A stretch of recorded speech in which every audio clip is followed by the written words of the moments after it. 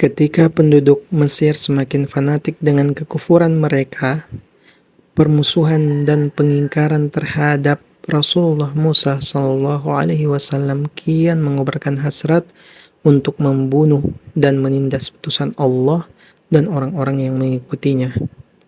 Mereka mengikuti raja mereka yang zalim, Fir'aun.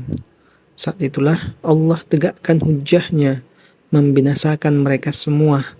Mereka telah menyaksikan tanda-tanda dan kejadian-kejadian yang di luar nalar, kejadian yang keluar dari proses alamiahnya, dan membuat akal terheran-heran. Tapi mereka tetap tak mau berhenti, tak mau memahami, dan tak mau kembali kepada Allah Azza wa Jal.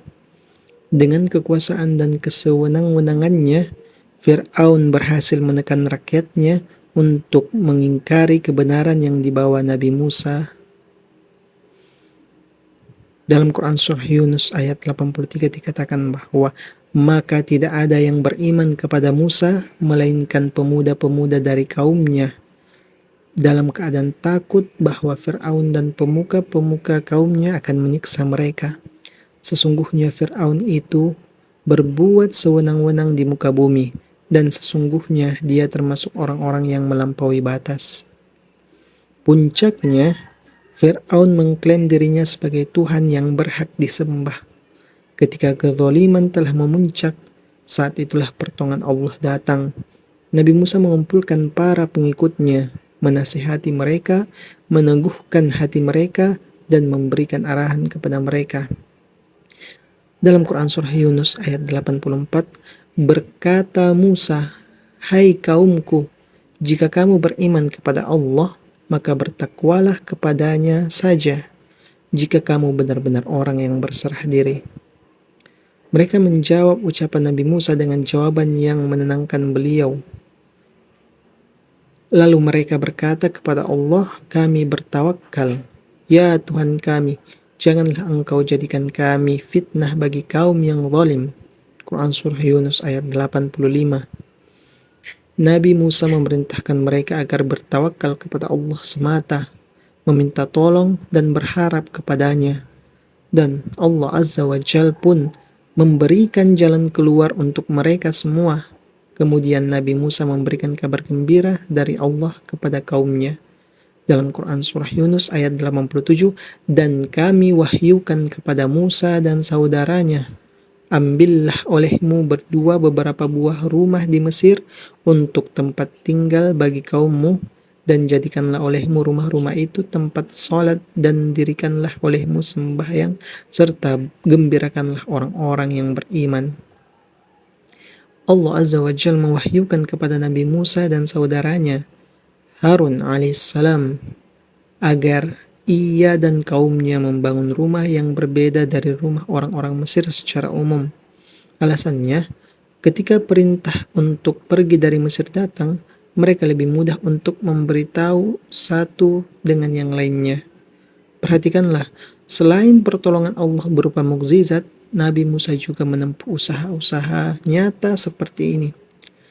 Kemudian datanglah perintah Allah Azza wa Jal dalam Quran Surah Yunus ayat 87, dan jadikanlah olehmu rumah-rumahmu itu tempat sholat, dan dirikanlah olehmu sembahyang, serta gembirakanlah orang-orang yang beriman.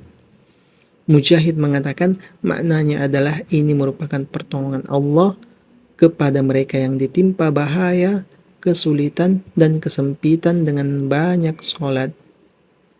Dalam Quran Surah Al-Baqarah ayat 45, jadikanlah sabar dan sholat sebagai penolongmu, dan sesungguhnya yang demikian itu sangat berat, kecuali bagi orang-orang yang khusyuk. Dan Rasulullah, jika dihinggapi masalah, beliau bersegera sholat. Sholat memiliki dampak besar terhadap kehidupan dunia dan akhirat. Selama bertahun-tahun, Nabi Musa dan pengikutnya bersabar dan menghibur diri dengan keimanan kepada Allah dan tawakal. Mereka senantiasa memperbaiki hubungan dengan Allah, meminta tolong kepadanya, dan salat-salat mereka. Di sisi lain, Fir'aun dan para pengikutnya semakin menentang dan memusuhi kebenaran. Nabi Musa senantiasa berdoa kepada Allah Dalam Quran Surah Yunus ayat 88, Musa berkata, "Ya Tuhan kami, sesungguhnya engkau telah memberi kepada Fir'aun dan pemuka-pemuka kaumnya perhiasan dan harta kekayaan dalam kehidupan dunia. Ya Tuhan kami, akibatnya mereka menyesatkan manusia dari jalan engkau. Ya Tuhan kami, binasakanlah harta benda mereka dan kunci matilah hati mereka. Maka mereka tidak beriman hingga mereka melihat siksaan yang pedih." Ibnu Jurayj mengatakan Fir'aun tetap hidup selama 40 tahun setelah Nabi Musa mengucapkan doa ini. Lihatlah Nabi Musa, selain bersabar terhadap kaumnya sendiri, betapa sabarnya beliau menghadapi kekejaman Fir'aun, berdakwah kepadanya, dan berdoa kepada Allah. Tak heran Allah Azza wa Jal mendudukkan beliau sebagai seorang ulul azmi. Allah berfirman dalam Quran Surah Yunus ayat 89, "Sebab itu, tetaplah kamu berdua pada jalan yang lurus dan janganlah sekali-kali kamu mengikuti jalan yang tidak mengetahui." Allah mengizinkan Nabi Musa dan para pengikutnya untuk keluar dari Mesir menuju Syam. Mengetahui kepergian Musa, kemarahan Fir'aun semakin memuncak. Ia siapkan pasukannya untuk mengejar Nabi Musa dan pengikutnya. Kejadian ini diabadikan Allah Subhanahu wa taala dalam Quran surah Asy-Syu'ara ayat 52 sampai 60. Dan kami wahyukan, perintahkan kepada Musa, pergilah di malam hari dengan membawa hamba-hambaku Bani Israel, karena sungguhnya kamu sekalian akan disusul. Kemudian Fir'aun mengirimkan orang-orang yang mengumpulkan tentaranya ke kota-kota.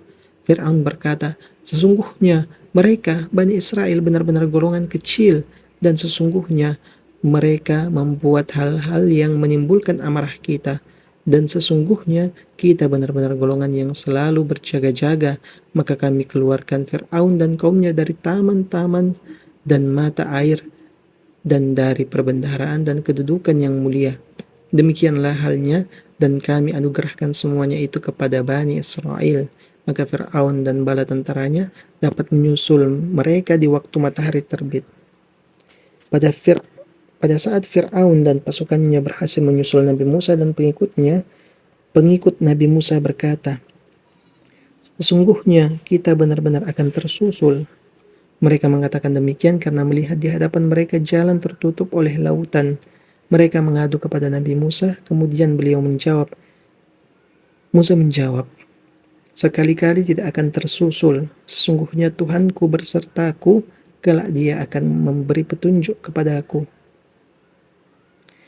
Nabi Musa mengucapkan kalimat kuat dengan makna yang jelas, menunjukkan kedalaman ilmu dan keyakinan terhadap rahmat Allah. Perkataan seorang leader yang membuat tenang rakyatnya di saat menghadapi himpitan masalah. Keadaan saat itu benar-benar genting. Tidak ada jalan yang bisa dilewati. Tidak ada orang yang bisa dimintai tolong. Dan Fir'aun adalah kejam yang tak mungkin memberi maaf. Sementara waktu terus membuat jarak Fir'aun kian mendekat. Dalam keadaan demikian, Nabi Musa tetap tenang dan yakin Allah akan menolongnya. Sikap ini hendaknya kita teladani sebagai seorang muslim yang beriman kepada Allah Subhanahu wa taala. Turunlah wahyu kepada Nabi Musa dalam Quran surah Asy-Syu'ara ayat 63, lalu kami wahyukan kepada Musa, pukullah lautan itu dengan tongkatmu, maka terbelahlah lautan itu dan tiap-tiap belahan adalah seperti gunung yang besar. Melihat laut terbelah, Nabi Musa dan pengikutnya bersegera melintasi jalan terbelah itu. Setelah melintasinya dan pengikutnya yang paling akhir melintas telah keluar dari laut, barulah barisan awal pasukan Fir'aun memasuki laut. Musa ingin segera memukul laut itu agar ia kembali ke keadaan semula, sehingga Fir'aun dan pasukannya tidak bisa lewat. Namun Allah Subhanahu wa taala memerintahkan, dan biarkan laut itu tetap terbelah. Sesungguhnya mereka adalah tentara yang akan ditenggelamkan. Melihat tanda kebesaran Allah dan mukjizat Musa dengan terbelahnya laut, Fir'aun sadar itu adalah kekuasaan Allah Azza wa Jal, bukan sihirnya Musa. Akan tetapi ia membawa mati sifat sombongnya. Dalam keadaan demikian ia tetap mengatakan, "Lihatlah bagaimana laut menjadi surut." tunduk kepadaku, aku akan menangkap dua orang hambaku, Musa dan Harun yang telah memberontak kepadaku. Fir'aun dan pasukannya bergegas masuk melintasi belahan laut yang akan membinasakan mereka. Saat mereka semua telah masuk ke dalam laut, Allah Azza wa Jalla memerintahkan Musa untuk memukul laut dengan tongkatnya. Musa pun melakukan perintah Rabbnya. Laut yang terbalik itu kembali seperti semula. Allah Azza wa Jalla berfirman dalam Quran surah Asy-Syu'ara ayat 65-67, dan kami selamatkan Musa dan orang-orang yang besertanya semuanya, dan kami tenggelamkan golongan yang lain itu. Sesungguhnya pada yang demikian itu benar-benar merupakan suatu tanda yang besar, dan tetapi adalah kebanyakan mereka tidak beriman. Tidak ada seorang pun dari kalangan orang-orang beriman tenggelam, dan tidak satu pun dari Fir'aun dan pengikutnya yang bisa selamat. Setelah benar-benar sadar dan yakin akan tenggelamnya Fir'aun mengatakan, dan kami memungkinkan Bani Israel melintasi laut, lalu mereka diikuti oleh Fir'aun dan bala tentaranya, karena hendak menganiaya dan menindas mereka. Hingga bila Fir'aun itu telah hampir tenggelam, berkatalah dia, saya percaya bahwa tidak ada Tuhan melainkan Tuhan yang dipercayai oleh Bani Israel, dan saya termasuk orang-orang yang berserah diri kepada Allah. Quran Surah Yunus ayat 90. Allah mencelanya dan memberi pelajaran kepada kita semua. Apakah ketika nyawa di kerongkongan dan kebinasaan sudah benar-benar tampak, baru seseorang akan sadar. Dalam Quran Surah Yunus ayat 91 dikatakan bahwa apakah sekarang baru kamu percaya, padahal sesungguhnya kamu telah durhaka sejak dahulu dan kamu termasuk orang-orang yang berbuat kerusakan. Allah telah menetapkan hukumnya dan membinasakan orang yang berbuat zalim. Quran Surah Yunus ayat 92, maka pada hari ini kami selamatkan badanmu supaya kamu dapat menjadi pelajaran bagi orang-orang yang datang sesudahmu, dan sesungguhnya kebanyakan dari manusia lengah dari tanda-tanda kekuasaan kami. Berlalulah kejadian itu, namun pelajarannya tidak pernah hilang sepanjang zaman. Dari Ibnu Abbas radhiyallahu anhu, Rasulullah sallallahu alaihi wasallam datang ke Madinah. Beliau dapati orang-orang Yahudi berpuasa pada hari Asyura, 10 Muharram. Kemudian beliau sallallahu alaihi wasallam bertanya kepada mereka, hari yang kalian berpuasa ini adalah hari apa? Orang-orang Yahudi itu menjawab, ini adalah hari yang sangat mulia. Ini adalah hari di mana Allah menyelamatkan Musa dan kaumnya. Ketika itu pula Fir'aun dan kaumnya ditenggelamkan. Musa berpuasa pada hari ini dalam rangka bersyukur. Maka kami pun mengikuti beliau berpuasa pada hari ini.